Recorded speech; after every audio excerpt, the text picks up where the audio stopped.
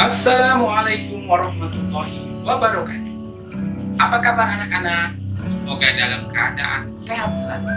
Di masa pandemi ini kita tetap harus mematuhi protokol kesehatan. Selalu ingat pesan ibu, memakai masker, mencuci tangan, dan menjaga jarak. Hari ini kita akan belajar pesawat sederhana. Sebelum belajar pesawat sederhana, mari kita mengetahui tujuan belajar. 1. Menjelaskan pengertian pesawat sederhana. 2. Sebutkan contoh pesawat sederhana dalam kehidupan sehari-hari. 3. Sebutkan jenis-jenis pesawat sederhana serta contohnya. 4. Jelaskan pengertian pesawat sederhana jenis pengemudi. 5. Jelaskan jenis-jenis pengemudi. 6. Menyebutkan contoh pengemudi jenis pertama, kedua, dan ketiga. 7. Hitung keuntungan mekanik. Sebelum memulai pelajaran, mari kita bersama-sama menonton tayangan berikut ini.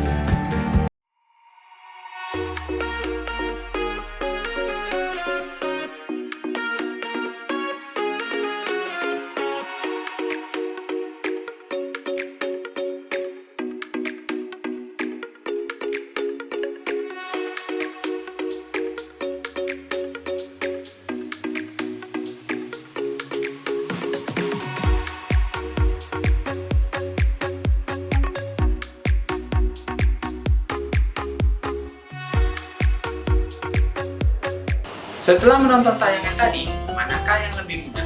Menggunakan gerobak dorong atau tanpa menggunakan gerobak dorong untuk memindahkan sesuatu? Ya, benar. Menggunakan gerobak dorong lebih mudah. Kita akan memindahkan sesuatu. Mengapa demikian? Karena gerobak dorong merupakan salah satu contoh pesawat sederhana. Jadi, pesawat sederhana adalah alat-alat bantu sederhana untuk membantu melakukan aktivitas sehingga dapat memudahkan pekerjaan manusia, atau pesawat sederhana adalah alat yang digunakan untuk mempermudah melakukan sesuatu usaha atau kerja. Apa saja contoh pesawat sederhana dalam kehidupan sehari-hari?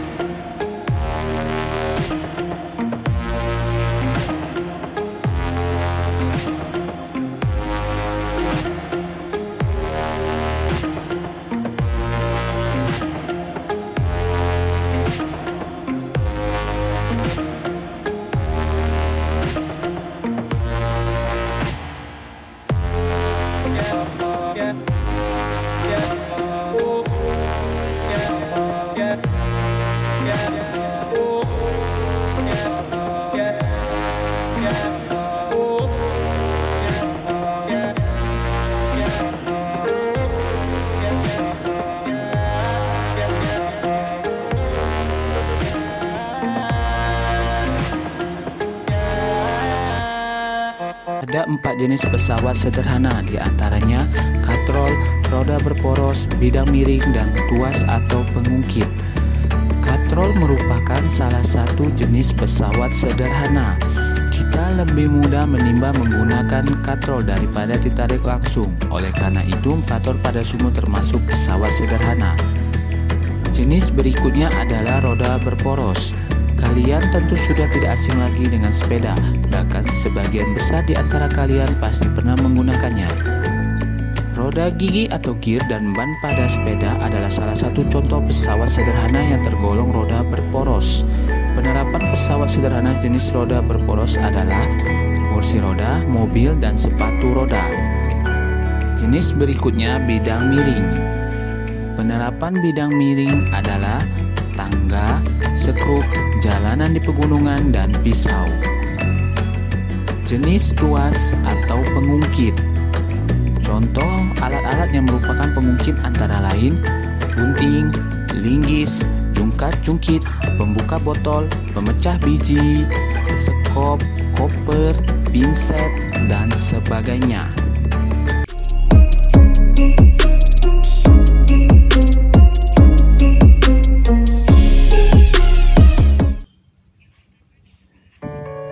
Pengertian dari pengungkit atau tuas. Pengungkit adalah salah satu jenis pesawat sederhana yang dapat memudahkan usaha, yaitu dengan cara menggandakan gaya kuasanya dan mengubah arah gaya. Pada kehidupan sehari-hari, ada beberapa contoh alat yang menggunakan prinsip pengungkit, di antaranya gunting, linggis, jungkat-jungkit, pembuka botol, pemecah biji kemari, sekop, koper, pinset, dan sebagainya. Sebelum kita mengenal besaran-besaran pada pengungkit, kita gambarkan dahulu beginilah bentuk pengungkit. Ini adalah bagian tumpuan. Kita gambarkan batang pengungkitnya. Pada ujung pengungkit ada beban yang digambarkan sebagai kotak. Pada beban digambarkan juga gayanya, yaitu FB atau gaya beban. Di ujung yang lainnya ada kuasa. Pada kuasa juga terdapat gaya yang disebut FK atau gaya kuasa. Besaran pada pengungkit ada panjang lengan kuasa. Panjang lengan kuasa adalah jarak dari tumpuan sampai titik bekerjanya gaya kuasa. Panjang inilah yang kita sebut sebagai LK, yaitu lengan kuasa. Selanjutnya besaran panjang lengan beban. Panjang lengan beban adalah jarak dari tumpuan sampai titik bekerjanya gaya beban. Panjang inilah yang kita sebut sebagai LB, yaitu lengan beban. Selanjutnya, jenis-jenis pengungkit atau tuas. Berdasarkan letak titik tumpu, lengan kuasa, dan lengan beban, maka pengungkit dibedakan menjadi 3 jenis, yaitu yang pertama ada pengungkit jenis pertama. Kita gambarkan pengungkitnya. Pada bagian tengah ada tumpuan. Selanjutnya di ujungnya terdapat gaya FK atau gaya kuasa, dan di ujung lainnya juga terdapat gaya, yaitu FB atau gaya beban. Alatnya menggunakan prinsip pengungkit jenis pertama, contohnya adalah gunting. Pada gunting bagian tengahnya merupakan tumpuan. Bagian yang biasa kita pegang merupakan gaya kuasa, dan di ujung lainnya adalah gaya beban. Yang kedua, jenis pengungkit kedua. Kita gambarkan di tengah pengungkit ini ada besaran yang kita sebut sebagai FB, yaitu gaya beban. Pada ujungnya ada tumpuan, serta di ujung yang lainnya ada gaya kuasa.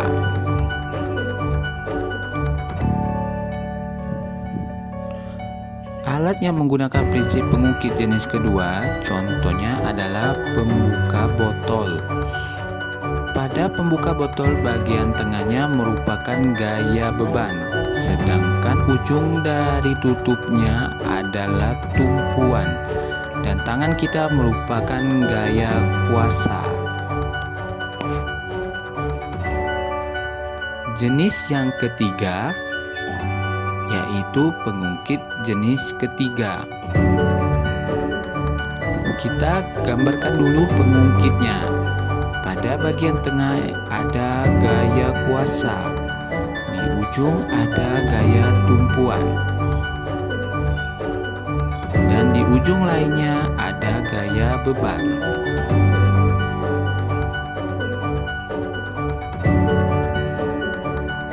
Alat yang menggunakan prinsip dari pengungkit jenis ketiga, contohnya pinset. Pada pinset, bagian tengah merupakan gaya kuasa. Di ujung ada tumpu, serta di ujung yang lainnya ada gaya beban. Tips untuk menghafalkan jenis pengungkit. Anak-anak perhatikan besaran yang ada di tengah pengungkit. Pengungkit jenis pertama yang berada di tengah adalah tumpuannya. Pengungkit jenis kedua yang berada di tengah adalah bebannya. Dan pengungkit jenis ketiga yang berada di tengah adalah kuasa. Jika disingkat, maka menjadi tubeku. Artinya tumpuan, beban, kuasa. Dari kata-kata inilah dapat kita hafalkan jenis pengungkit.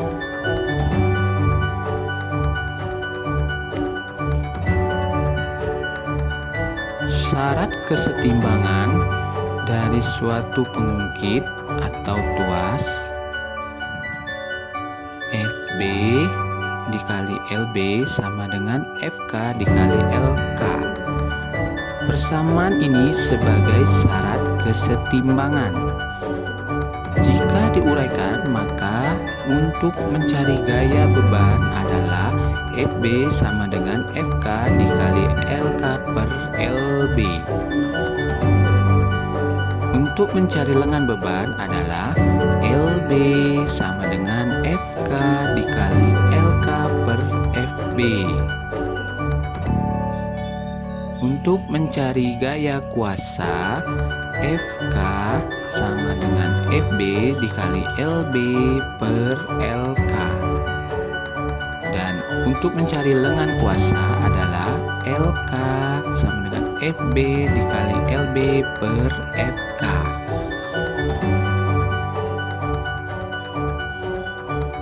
Keterangan-keterangan dari besaran-besarnya adalah FB merupakan gaya beban dengan satuan Newton.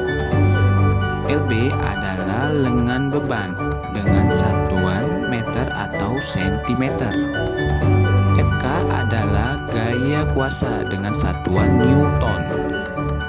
LK adalah lengan kuasa dengan satuan meter atau sentimeter. Besaran keuntungan mekanis pada pengungkit atau tuas. Keuntungan mekanis sama dengan FB dibagi FK, atau bisa juga menggunakan persamaan KM sama dengan LK dibagi LB.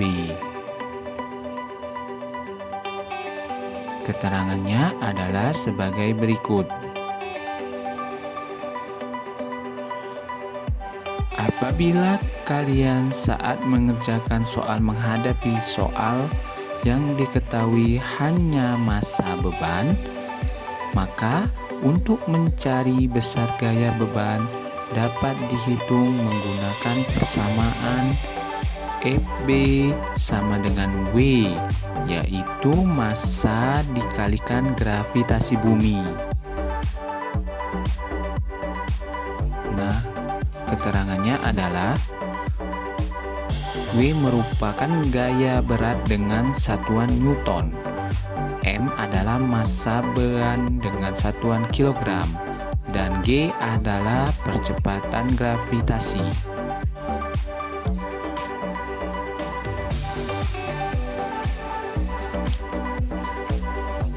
Contoh soal pertama. Prinsip kerja pesawat sederhana pada seseorang mengangkat barbel adalah ini gambaran dari orang yang sedang mengangkat barbel. Pada sikunya merupakan penumpu dan barbelnya merupakan beban, sehingga yang ada di tengah merupakan kuasa.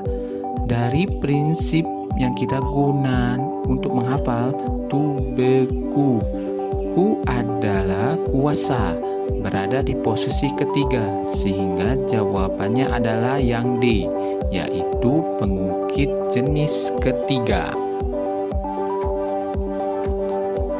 Contoh soal kedua. Prinsip kerja pesawat sederhana pada saat otot betis pemain bulu tangkis mengangkat beban tubuhnya dengan bertumpu pada jari kakinya adalah gambaran orang yang mengangkat beban menggunakan jari kakinya. Pada bagian tengahnya merupakan beban dan jari kakinya merupakan tumpuan, sehingga sesuai dengan cara kita menghafal tubeku, beban berada di urutan yang kedua, sehingga merupakan contoh dari pengungkit jenis kedua. Jadi jawabannya yang C. Selanjutnya, contoh soal ketiga. Perhatikan gambar berikut ini. Di sana ada besaran gaya kuasa serta gaya beban, dan di tengahnya ada tumpuan. Termasuk pengungkit jenis berapakah gambar tersebut? Pengungkit pada gambar tersebut adalah jenis yang pertama. Mengapa demikian? Karena titik tumpu berada di antara beban dan kuasa. Sebutkan dua contoh benda yang ada sekitar kamu yang menggunakan prinsip kerja pengungkit tersebut. Contohnya adalah gunting dan jungkat-jungkit. Terakhir, contoh soal keempat. Perhatikan dua gambar pengungkit di bawah ini. Pengungkit manakah yang lebih membutuhkan sedikit energi jika digunakan? Pada gambar A ada gaya beban yang mengarah ke bawah dan gaya kuasa yang mengarah ke atas. LB adalah 20 cm dan LK adalah 120 cm. Untuk gambar B, yang gaya bebannya adalah mengarah ke bawah, sedangkan gaya kuasa mengarah ke atas. LB 80 cm dan LK-nya adalah 60 cm. Konsepnya, semakin panjang lengan kuasa, maka semakin kecil gaya kuasanya. Pada gambar lengan kuasa yang adalah 120 cm dan lengan kuasa yang B adalah 60 cm. Dari sini kita tahu bahwa lengan kuasa A lebih panjang daripada lengan kuasa yang B, sehingga gaya kuasa A lebih kecil daripada gaya kuasa B. Konsep berikutnya, semakin kecil gaya kuasa yang diberikan, maka semakin kecil pula energi yang digunakan. Gaya kuasa akan lebih kecil daripada gaya kuasa B, sehingga energi yang digunakan pada pengungkit A itu lebih sedikit. Jadi jawabannya adalah pengungkit A, yaitu pengungkit yang membutuhkan sedikit energi jika digunakan.